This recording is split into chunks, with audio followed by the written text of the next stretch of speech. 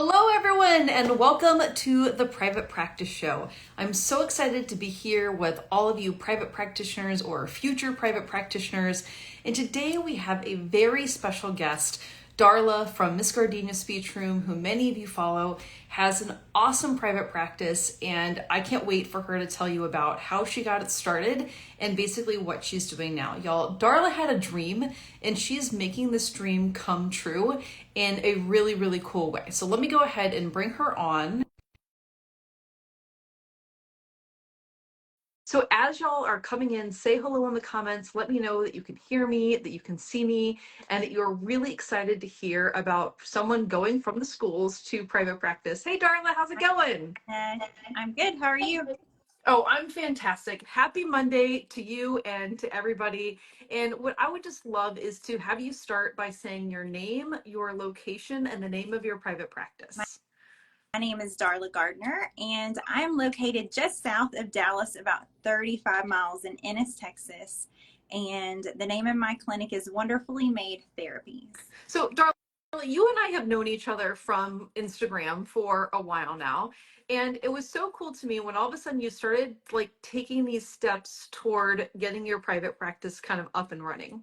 Can you tell our listeners like a little bit about your early career, and then at what point did you start thinking about private practice?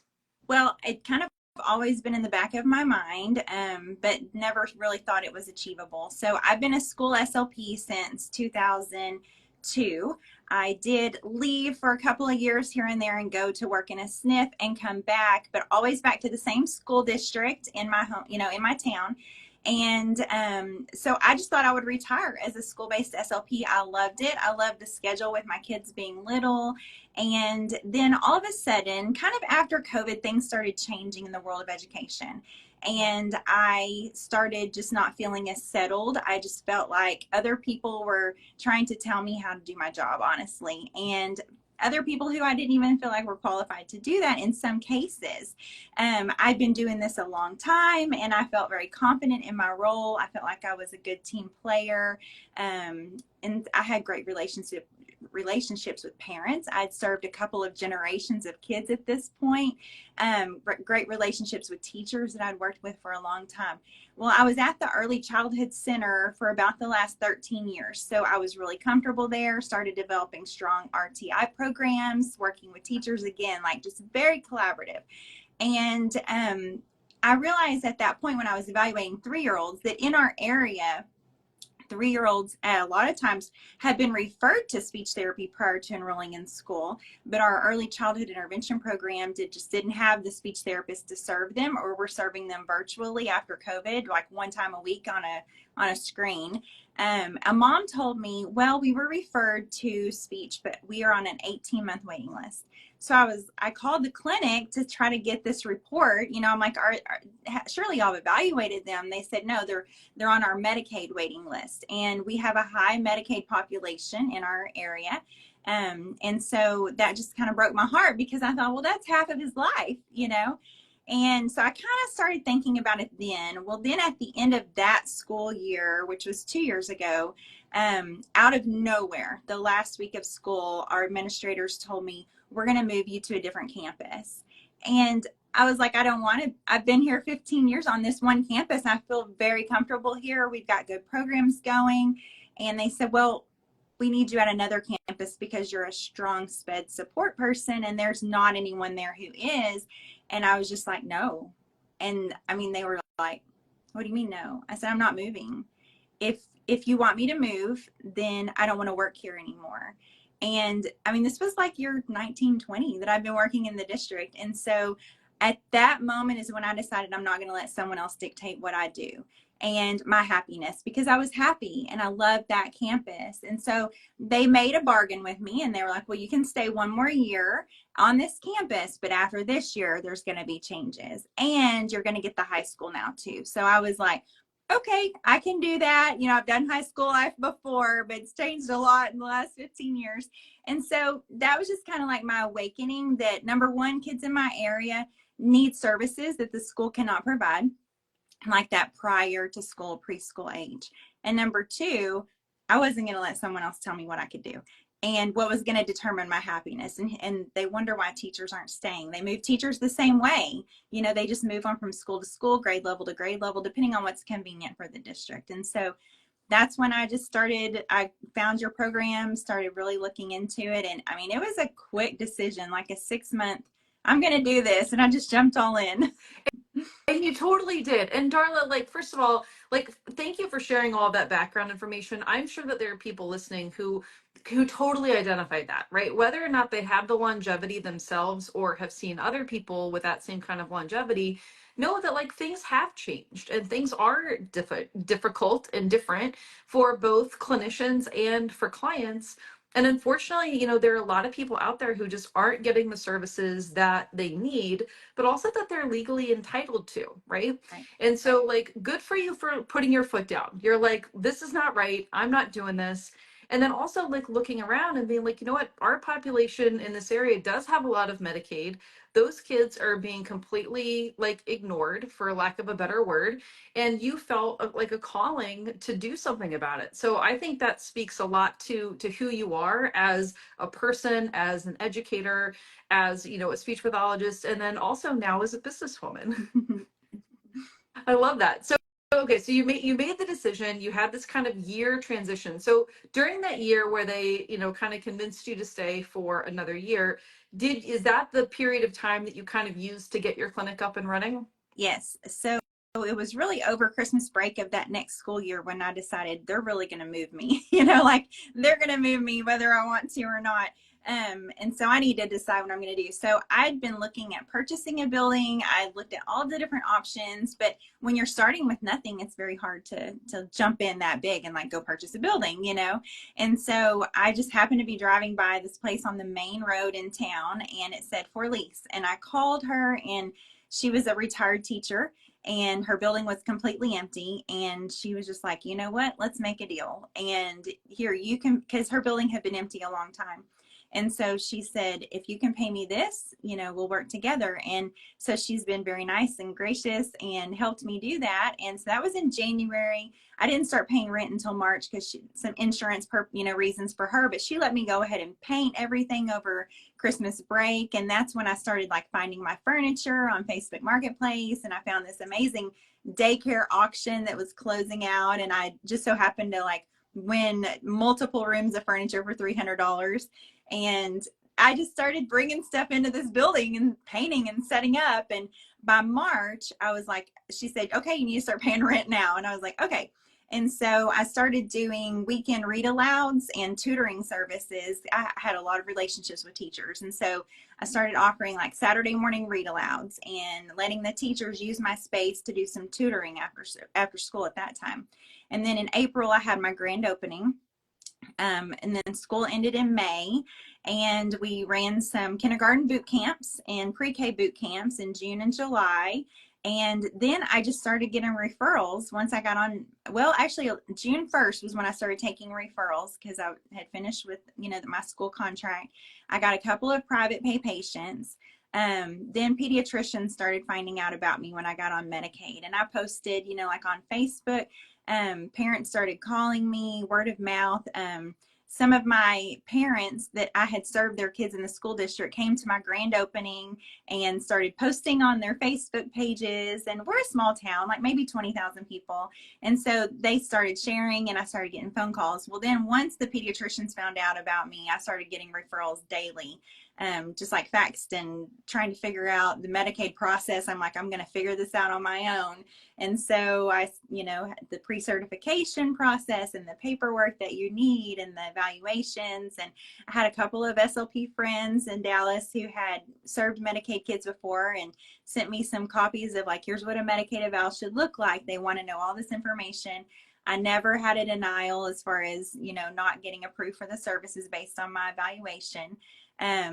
The pediatricians are still sending kids, and I thank them about every couple of weeks. I drop by popcorn or something, something within my budget. But so that was June 1st. I started seeing kids, and I'm up to 45 on my caseload that I'm serving twice a week. And I've already got a speech assistant working in the afternoon, seeing all the bilingual population. I have a bilingual SLP that is evaluating for me every Monday after school. And so we have about a 2 or 3 week waiting time right now for an evaluation, which I really don't want a waiting list, but I know it's inevitable. So it's Well, not and too bad. that's really not that bad. Like Yeah, compared not to too bad. other situations like that, that is like a best case scenario. Can we just go back to something that I remember when you told me the story and I just love it so much?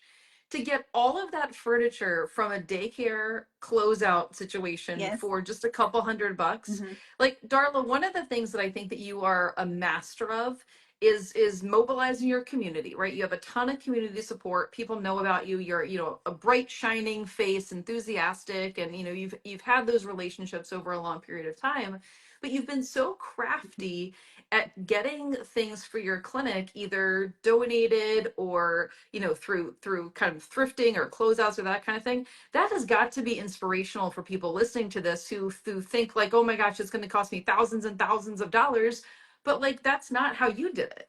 Right. My goal was to not go into debt at all whatsoever.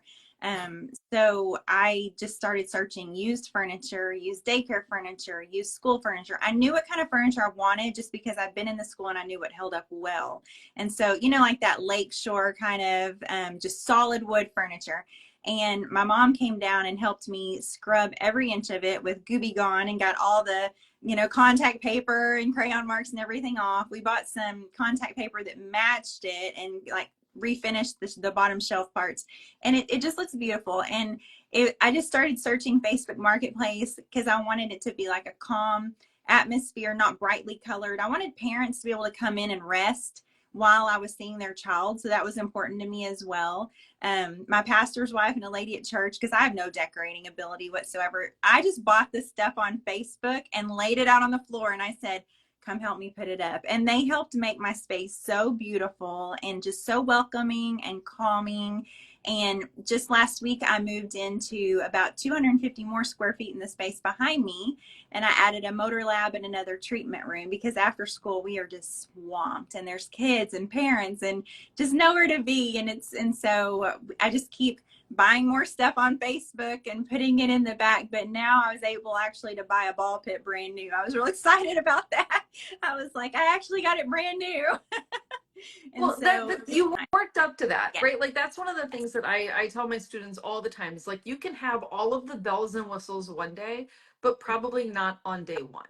And Oh I no. see people like, you really went from kind of like an idea to a clinic really quickly, but the way that you did it was to remain debt free or close to debt Mm-hmm. free, right? And get all that stuff used, right?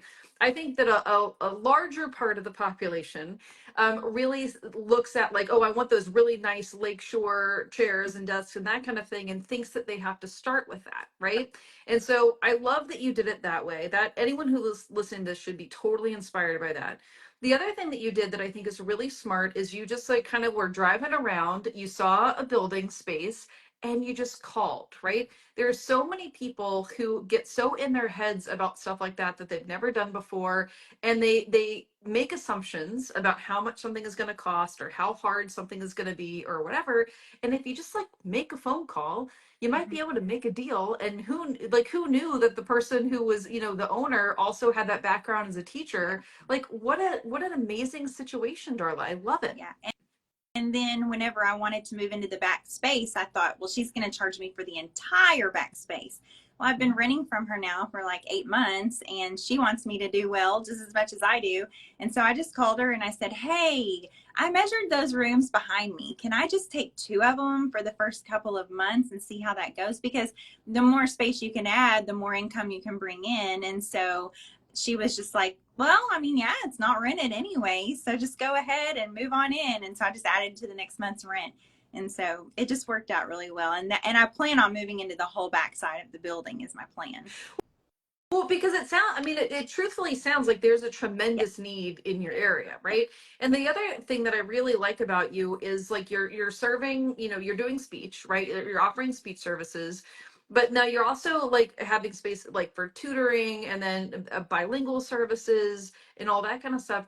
Can you just like kind of tell people like what are all of the things that you are offering at this point, as well as things that you're planning to offer in the Okay. future? And so we started by offering our early childhood Spanish class. So one of my bilingual friends, who is a teacher, who we just work very well together. I trust her immensely. I think she's an amazing educator. And she said, you know, I've always wanted to teach English speaking children Spanish. And I thought she was going to like do some Spanish reading tutoring or something like that. And so she was like, but I've always wanted to teach Spanish to English speaking children. And I said, okay, let's do it. And so 2 nights a week, she comes in, and 3 to 7-year-olds, we have them divided up into groups, and they basically pay a fee for the entire month, and that secures their spot for 4 sessions that month. And so she teaches them through like nursery rhymes and songs and crafts, Spanish. Well, we ended up having, yes, some kids who speak English, but we also have a high Spanish population of children who their parents and their home language is Spanish, but these kids are only speaking English just because of their shows they're watching on TV, their older siblings who speak English, and they're not communicating with their parents or their grandparents in Spanish. And so we've had some of those kids as well, who she's just helped increase their confidence in their home language. And so I've gotten a couple of speech therapy referrals out of that, just because as she sees them, she's like, you know what, I think you need a little more than just Spanish class. And so she refers them to me for speech therapy. And then our Saturday morning read alouds are a parent training opportunity, where the kids come in, we read them a story, and we put a variety of multisensory tasks at tables. After we read the story, the kids go to the table and work with their parents, and we coach them through language and literacy activities. We ring a timer, and every 8 minutes we switch the activity, kind of like activities they do in a kindergarten or pre-K classroom, but we're having the parents lead the activity, and we're walking around coaching them, kind of empowering parents to be able to do that.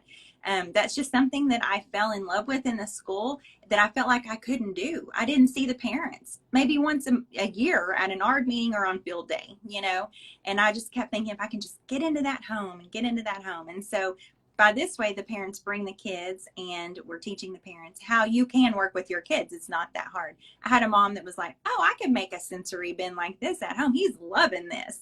And I was like, yeah, you sure can. And we do a snack one as well. And that one's in English and Spanish. And they come in, read a book, and then make a snack that goes along with the story. And then they take home their snack activity too, to make more once they get home. But I always try to send them out the door with something, whether it's worksheets or a paper that there's to draw a picture about the story, so they can later work on it at home throughout the week.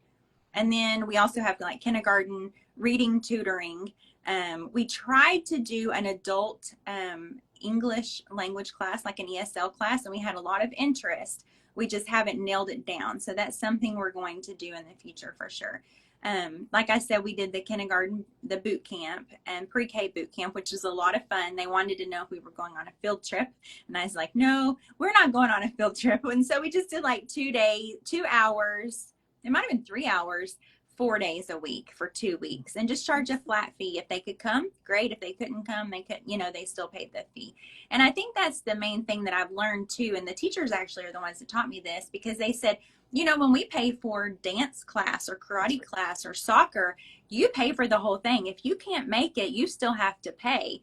And me having kids that are 17 and 21, I was like, really? Okay. And they don't mind. I mean, if they can't come, they don't mind. They're like, okay, well, that just reserves our spot.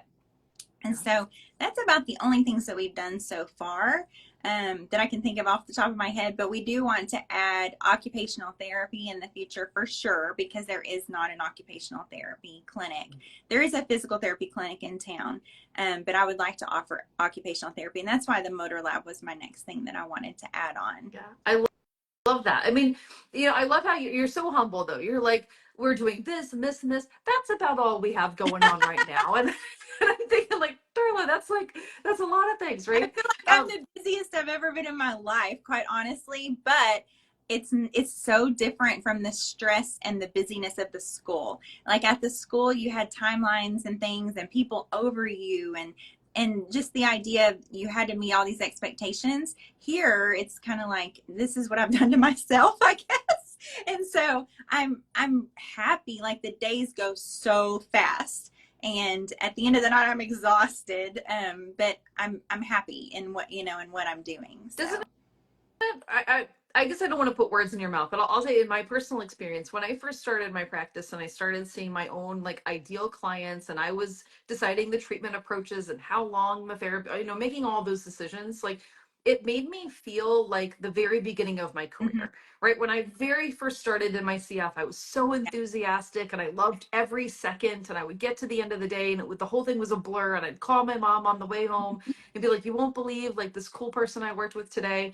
And then I lost that somewhere along the line. I started to get burned out and I really lost that. But then when I had my private practice, all of that came back and I was like, oh my gosh, I am doing what I was meant to Yeah. do. I just needed a change. I just needed to do something different. So I love, Darla, that you've kind of rediscovered your love of the profession and are able to help people in a totally different way than you were in the schools. But it sounds like you're also really helping yourself too. And the only downside that I miss, I mean, I miss the school. I miss seeing 200 kids a day. Like, there's just something about walking down the hall and being the rock Yeah. star, like, hey, but I get lonely. I get Yeah. very lonely because I don't yet have a team. So when the girls come in at the end of the school day, my SLP assistant, my tutors, I'm like, hey, let's talk or whatever. And they're like, we're running. We got kids to see. And so like, we're all going all these different places. So I started working at the nursing home that I used to be the director of therapy. I Yeah. go from 6:30 to 9:30 in the mornings, 3 mornings a week, just because I needed adult interaction. I needed like a team. And so I told them that, I'll help y'all out as long as I can. But if my wait list gets too super long, then, I can't. But I just kind of needed a little, that's the only downside. Like, I literally walked across the street to CVS one day just to try to make a friend. I was like, maybe I can meet the manager over there or something. And then I got over there and it's automated checkouts, and I'm like, I can't even make a friend at the CVS.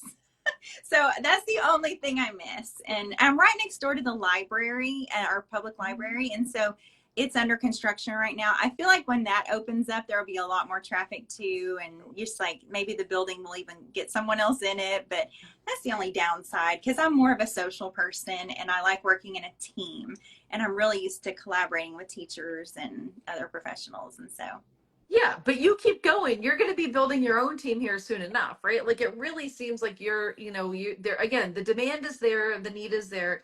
The other thing that's there that is really cool and special is like that the pediatricians know about you, right? And probably now there's going to be social workers who know about you and maybe English language learning teachers and like other people who are now going to be like spreading the word about your services. And so, I mean, you're poised for growth for sure.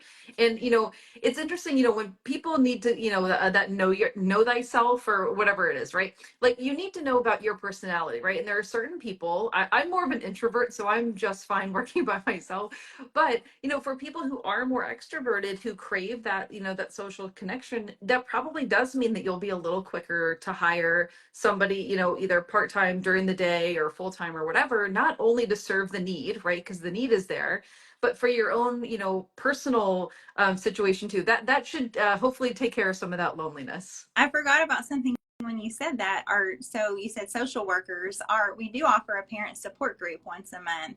And it's a social worker who, her kids both have autism, but they're older, so she's learned a lot of things about ways to navigate as a family and get resources. And our community has like a family resource center, and they have also come over and partnered, and like are sharing all of our information on their website just so that parents can get more. Like, I've been added to their directory.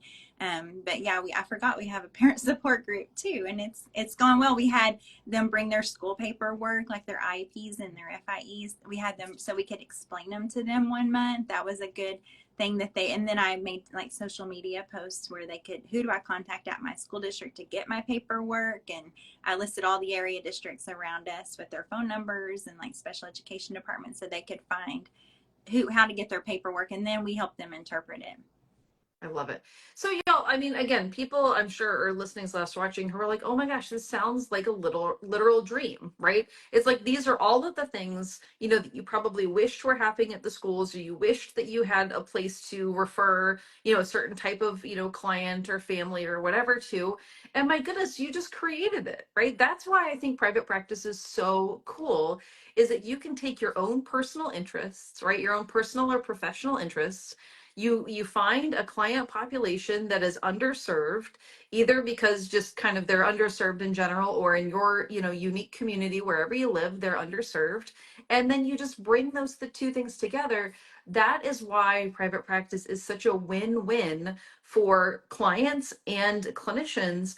And Darla, just like, again, listening to you speak, like you are just like full of light, right? Like you are just a really good person who's full of light, who is bringing this amazing service to your community. And I can just tell that, like, minus the little bit of loneliness, your cup just seems to be really full right now. Is that Yes, accurate? 100%. I'm doing everything.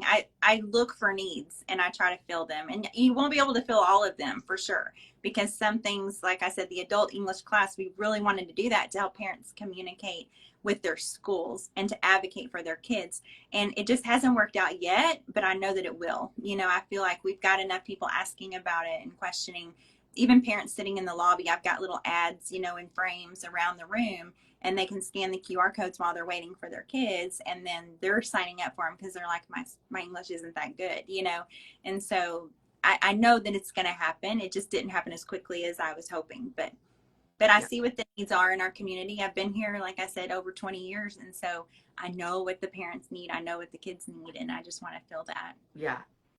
And you are, again, like, you have not been at this for all that long to have mobilized this amazing practice, to have a space that's expanding, right? To have either staff, or people who are working for you in some capacity, who are delivering some of these services and or renting the space or whatever. But again, you are just like so cool in that you had this vision and you've made it come true. And okay, so in addition to hiring an OT, hopefully, expanding the space, hopefully being able to offer the Spanish language, classes and everything, or English classes, what other things do you think is going to happen between now and like a year from now? So like in 2025, what do you think is going to happen with your practice? I hope to add an SLPA during the day, just to give me a little more flexibility, because I'm to the point now where I'm like, hey, I was going to be off more than I am. I'm working all day every day. I'd like to do that. I'd like to continue the tutoring. I'd really like to get some corporate funding to provide the parent training classes, like even the ones where we're doing the read alouds. I would like to get corporate funding or businesses around town to donate the money to purchase them all a book. So when they leave, they get to actually take that book with them, especially the Spanish class, because there's not a lot of Spanish books in print. Our library has a pretty good supply, but they could do, like there could be more. And that is one of the things that I have found working with this age group, like the 2 to 5 age group. They don't have books in the home, and parents are like, oh, we have some books. But when you think about what books they really have, they're not the books that they need, and they don't know how to read them to their child. The parents will tell me, oh, they just flip through the pages real quick. And I'm like, yeah, you got to hold them. You got to hold them hard. You got to make them read the book. And so it's just like that kind of thing that they need some education on, because they don't know. I guarantee you, every parent I see, no matter what others' perception of them are, they're doing the absolute best they can with what they have in their home. And I believe that, because as a parent, I know that I did that for my kids, and you just have the desire to do that for your children. They just sometimes need a little bit extra guidance to know like the best thing to do, what they could be doing. And then it'll affect the next generation, like the next kids coming along. If I can reach the 2 and 3-year-olds now, that baby that's crawling around on my waiting room floor, they're going to benefit from that too, And so that's my goal, is more parent education, more things that I can offer for free. And now that I am making a steady income, I have been doing more of that. Like all my speech kids can come to my Saturday morning read alouds for free. That's just part of the deal. You know, if you're coming to speech, which I can't charge them anyway, they're Medicaid. I want them to come, you know, and so I'm just offering like that language and literacy snack or the parent read aloud. We use Novel Effect, which is an app for sound effects, and we have speakers like in the room. And so as you're reading the book, these sound effects are going off, and the kids just love it. They think it's the best. But other That's than that, adding the occupational therapy, that's a big goal of mine. I just, there, like speech therapy, there's not a lot of them in our area. But when I opened up my clinic at my open house, a girl was across the street and she was like watching, and there's a big, beautiful Victorian house across the street. And a few days later, a dog was out, and I caught this dog, and I'm walking around the neighborhood like with this dog, and she comes running out and she goes, "Oh, are you the one that opened that clinic?" And I said, "Yeah." She said, "I'm an occupational therapy assistant. I work with kids." And I was like, "Well, hey." So I've got her, like, I know where she lives. I can find her as soon as I find an OT. You know, I'm like, that's just the kind of thing that works out on its own. And I'm really thankful for that. And I feel like all of this has worked out, and it's like I have a purpose and I was supposed to do this. I feel it 100% I was supposed to do this. yes. And you were. I mean, the stars would not have continued to align like again and again and again, like if this wasn't the direction that you were supposed to go, right? I'm one of these people who believe that, we check boxes in our lives, right? Like, so like, for example, when I worked at the hospital and then I was like, you know what, this was great. I had a good run, but like, this wasn't for me. And I checked that box, right? Mm-hmm. And then I had my practice, and then I did some clinical instructor work. I was a part-time clinical instructor at Emerson College, did that kind of on the side of the private practice for a while, and I loved it until I was like, you know what, I've kind of checked that box, right? And so I think that, you always have to, there's always something exciting that's like coming up next. And so I'm really proud of you, Darla, for, you did good work in the schools, you did great work in the schools, but then in the end, you would check that box. And now Mm-hmm. it's time to devote your time and energy and attention to your own private practice that you're building. And my goodness, like you have worked really hard, but you have built something that is absolutely beautiful. And I'm so proud of everything that you've done. Thank you. You've been very helpful and very inspiring as well. I love it. I love it. Well, thank you. So, before we wrap up, I actually do have one more question. For people who are watching slash listening, who might be thinking, you know what, like I've also been working in the schools for a while. I wasn't really planning to ever leave, but now I keep hearing more and more about this whole private practice thing, and now I'm kind of thinking about it, right? So, what advice would you have to people who maybe hadn't really thought that much about private practice, but now they're kind of thinking about it?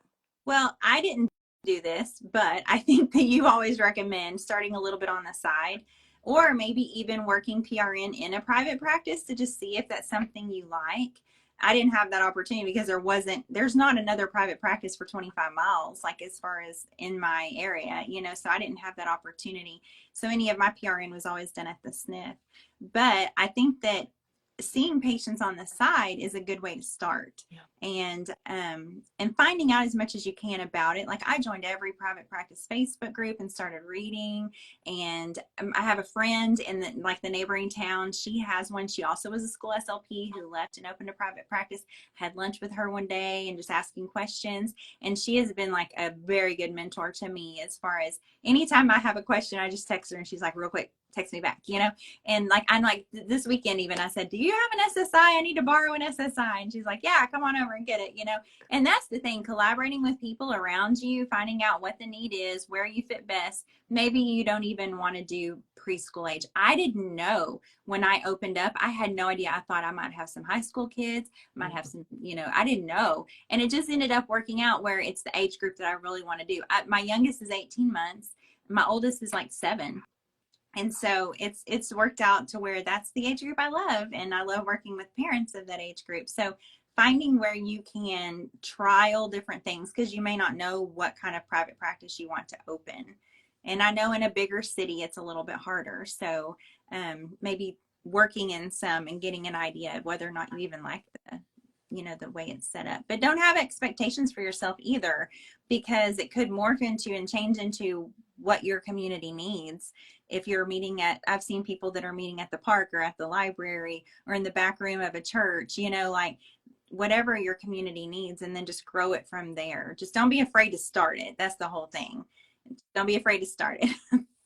Yes, totally. And such good words of wisdom, right? Just don't be afraid to start, right? The way that I teach people to do this is just what Darla said, which is to dip your toe in, right? You don't have to leap or jump into anything unless you want to, or unless that's kind of the circumstances that you're in or whatever. But if you just try it, right? And see if you like it, right? And then you can go from there. But Darla, thank you for being on. Thank you for sharing your story, and just thank you for being such a wonderful inspiration to our listeners and viewers. But also just showing people what's possible, right? That you thought you were going to kind of be in the schools long term, then they kind of shook you up a little bit and tried to try to change that on you. And you were like, you know what? No, like that's not my path. That's not what I want to do. I want to do this other thing. And my goodness, you are doing it and you're doing it really, really well. So kudos to you and keep going. Thank you. You're welcome. All right. Well, thank you everyone for listening. And Darla, again, thank you so much for sharing your story and for giving up your time. And I can't wait to follow along with you. So for people who want to follow along with you, where can people find you online? Well, probably still the best place to find me. And I share a lot of my clinic, not, like actually treating kids. I don't agree with that. And I just don't have anybody that I think that their parents would want that just yet. I'm not comfortable doing that, but I do share my activities and my clinic space and how I'm growing on Miss Gardenia's Speech Room Instagram. And then I will tag my clinic occasionally on there, so you can always follow the clinic page. But probably the Miss Gardenia Speech Room is the best place.